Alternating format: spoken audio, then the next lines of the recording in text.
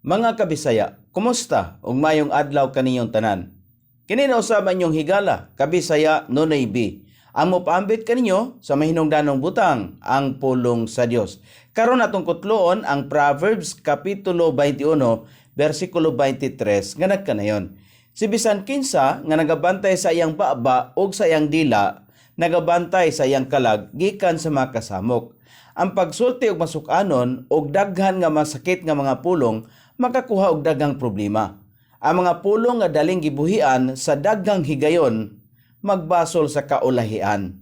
Gani ang James kapitulo 1 bersikulo 19 nagkanayon. Tungod niini akong hinigugmang mga igsuon, itugot nga ang matag tao magmaabtik sa pagpaminaw, mahinay sa pagsulti, mahinay sa pagkapungot. Ang mga magtotoo mao ang musanong nga positibo sa kasulatan ug madasigon nga ipursige ang matag higayon aron mahibaluan ang pulong sa Dios nga mas maayo. Salamat og maayong adlaw.